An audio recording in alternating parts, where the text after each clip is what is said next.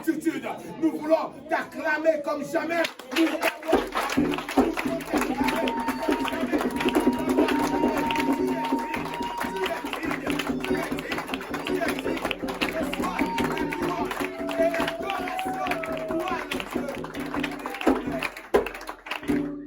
Merci Yahvé. Merci Seigneur. Merci. Tu es celui qui mérite d'être honoré. Tu mérites l'honneur. Oh, ton nom. Oh, Yahvé, l'honneur est attaché à ton nom. Oh, ton nom, oh Yahvé, marche avec l'honneur. Seigneur, l'honneur est à toi. La majesté est à toi. Tu portes le nom qui est au-dessus de tout nom. Tu portes le nom qui est au-dessus du nom de Mikala Moutiga. Tu portes le nom qui est au-dessus du nom de Poitiers. Tu portes le nom qui est au-dessus du nom de Kouzuta. Tu es le Dieu qui porte le nom. Tu as été souverainement élevé. Et nous voulons ce matin encore honorer ce Dieu, adorer ce Dieu. C'est Dieu qui est toujours fidèle au rendez-vous. Il est à temps. Il n'est jamais en retard. Il n'est jamais avant l'heure. Il agit. C'est lui qui est le maître des temps et des circonstances. C'est pour toi que nous sommes ici ce matin. Bon Zambé, bon Ganayo. Yondeo Bongana bon Zambé Kolo.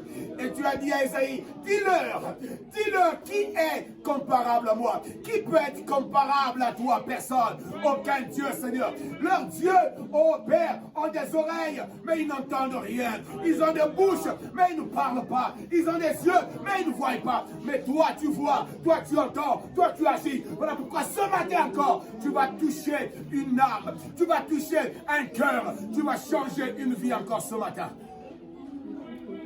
Le maître de l'univers, la parole incarnée. Merci Saint-Esprit. Merci de le glorifier ce matin. Saint-Esprit, glorifie-le encore ce matin. Je ne sais pas comment est-ce que tu vas le faire, mais glorifie-le ce matin. Glorifie-le ce matin. Que sa présence en ces lieux soit constatée par ta présence. Reste-toi seul, Saint-Esprit, que tu le glorifies encore ce matin. Alléluia. Louange, honneur à toi, Père. Nous te bénissons encore ce matin. Au nom de Jésus. Amen. Amen. Amen. Amen. Tu vas t'asseoir un peu. Et quand vous voyez l'homme qui est le premier des cœurs, c'est comme ça il s'habille. Alléluia. C'est ce que mon thème veut dire. Tel cœur, tel homme. Et tel homme, telle vie. En fait, ce matin, c'est que le Seigneur est en train de me dire, je vais tout simplement parler de ça. Du cœur.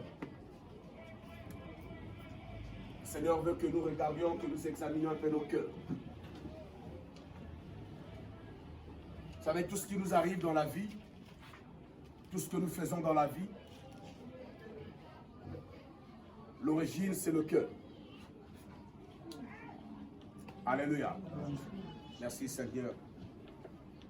L'origine, c'est le cœur. Et si ton cœur est bon, on va te traiter d'une bonne personne. Alléluia. Et quand tu es une bonne personne, ta vie également sera une bonne vie. On ne parle pas de la bonne vie qu'il faut que tu puisses avoir des immeubles. Non. Tu seras une personne honorable, une personne fréquentable, une personne respectable. Alléluia. Et tout dépend de comment est-ce que tu traites ton cœur et quel est l'état de ton cœur. Amen. La foi, c'est une question de cœur. La vie chrétienne, c'est une question de cœur. Et la vie de l'homme, ce n'est qu'une question de cœur. Il y a que les diables, il y a le tima, il y a monde dans le monde. Et Et j'étais en train de méditer quand le berger était en train de me dire, bon, l'homme de Dieu, je te fais la passe. Mais déjà avant ça, durant toute la semaine, j'étais ici en train de prier. Et Dieu était en train de me parler, le Saint-Esprit est en train de me parler du cœur.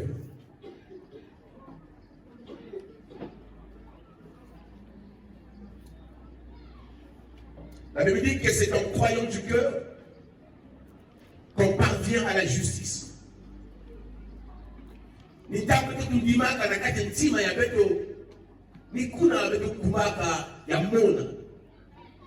La nouvelle naissance, c'est une question de cœur. La vie chrétienne, c'est une question de cœur. Alléluia. Et c'est pourquoi, un jour, un roi a été choisi avec une parole très forte de la part du Seigneur.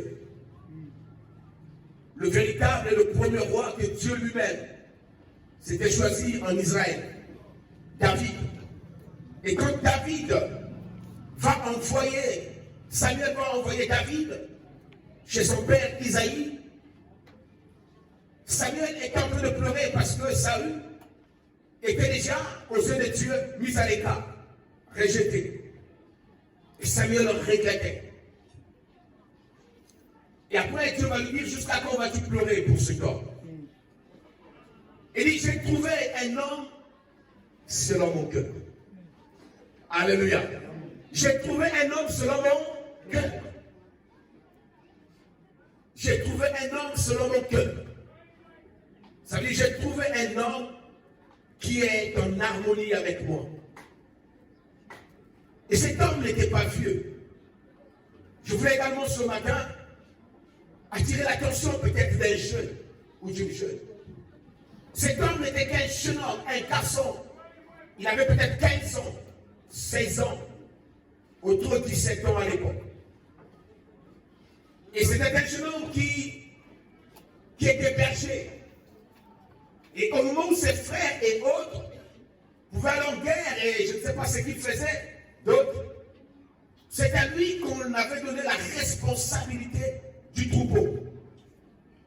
Ça fait jusqu'à preuve du contraire, on ne peut pas donner une telle responsabilité parce qu'à l'époque, les richesses des familles étaient autour de ces choses. C'est comme si on avait remis toute une entreprise familiale entre les mains d'un jeune homme.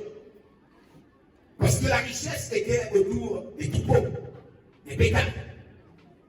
Et on a donné ça à un enfant, mais qui n'était pas réellement un enfant. Je ne veux pas parler de David ce matin. Ce matin, je vais tout simplement parler du cœur. Et quand Dieu a voulu choisir un roi, cette fois-ci lui-même, parce que le premier roi Saül, c'était la demande des hommes. Mais quand Dieu a dit, je vais maintenant choisir un roi, écoutez ce qu'il va dire à Samuel. Je t'envoie chez Isaïe. Là-bas, tu vas trouver un homme que j'ai choisi, un homme qui est selon mon cœur. Et comme le prophète également est arrivé, il a vu Eliab et les autres frères de David plus grands, costauds. Et Samuel a commencé à choisir cela. Et Dieu pouvait corriger le prophète en lui disant, vous les hommes, vous regardez à ce qui frappe aux yeux. Vous regardez à ce qui est visible, à l'œil nu. Mais moi, Dieu, je regarde le cœur. Il y a avec moi ce matin le cœur. Il y a encore avec moi le cœur.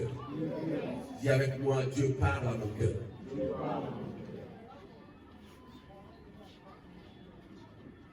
Et belé que yaka kanabiso. Ce que l'être te change la cahier, ce qui peut la canine de l'aide dans la vie. Et belé. Et aujourd'hui,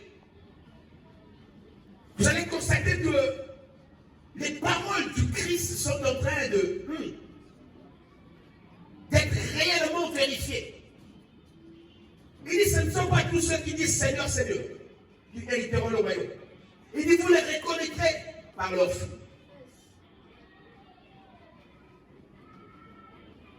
L'objectif n'est pas de condamner les gens, non.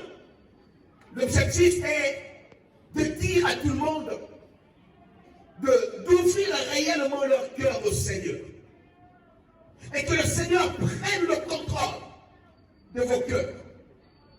Parce que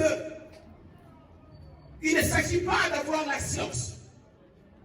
Il ne s'agit pas d'avoir des versets bibliques. Il ne s'agit pas d'avoir toute une théologie en soi. Mais il s'agit d'avoir un cœur réellement converti au Seigneur. Il s'agit d'avoir un cœur qui appartient réellement à celui qui l'a créé. Le cœur. Et le Saint-Esprit est en train de me dire, quel est ton cœur? Quel est le cœur, quel est l'homme? Et quel homme, quelle vie? Nous allons ouvrir nos Bibles. Nous allons regarder à cette première lecture.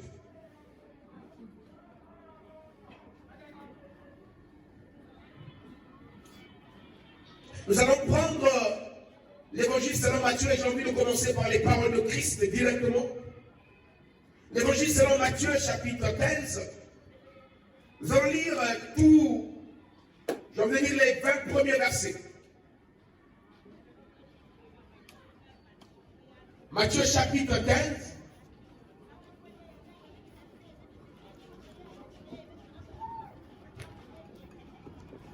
Verset 1 à 20. Nous allons nous lever pour cette longue lecture et qui va certainement nous faire encore réfléchir ce matin. Alléluia. Alléluia. Matthieu chapitre 15, verset 1 à 20. Je lis la parole ou il y a quelqu'un qui m'aide? Et j'ai l'habitude de dire que si Jésus pouvait aujourd'hui encore être le pasteur de plusieurs assemblées, je vous dis que les assemblées de 10 000 membres, de 15 000, les méga-churches devaient devenir les assemblées de 100 membres. Et si Jésus pouvait encore, c'est Jésus que nous lisons dans la Bible, en Christian aussi, s'il pouvait encore être devant nous comme ça, en chair et en os, comme on le dit, en train de nous parler. Berger, je crois que même beaucoup de pasteurs, beaucoup de prédicateurs, allaient dire à partir de maintenant, je ne suis plus prédicateur. Je cherche mon boulot. Et c'est quelqu'un avec moi. Parce que vous savez, quand nous regardons les Écritures, voilà pourquoi j'ai l'habitude de dire aux prédicateurs, je dis aux enfants de Dieu, c'est bien d'aller chercher des grandes révélations, c'est toute la Bible, c'est vrai d'aller lire Apocalypse, parfois se casser la tête là où tu ne comprends rien. C'est vrai, parfois d'aller chercher des choses chez les prophètes, ok. Mais il est également intéressant que tu t'asseyes et tu écoutes un peu, que tu lises les paroles du Seigneur. Quand il a marché, prends un peu les 4 évangiles. Prends un peu Matthieu, prends un peu Marc, prends un peu Luc, prends Jean. Reste un peu, commence à méditer autour de ça.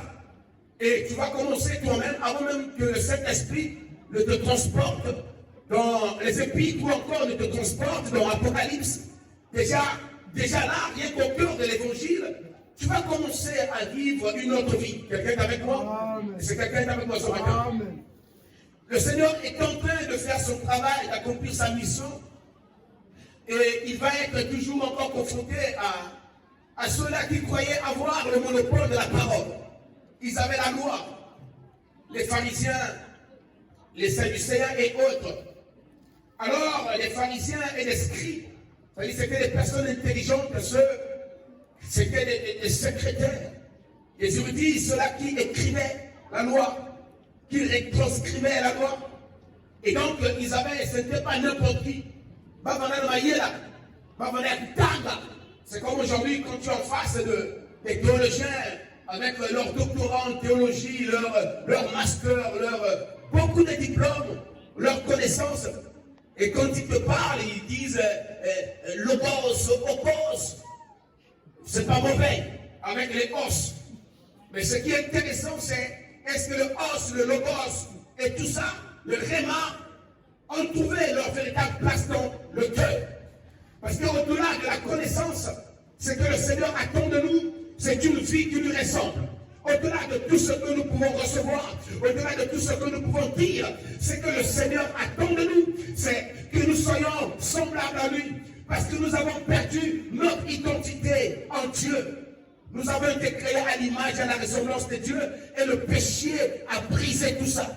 Et Christ est venu pour rétablir cela. Voilà pourquoi la Bible dit, il nous a réconciliés avec lui-même. Alléluia. Afin que nous redevenions l'image et la ressemblance de Dieu.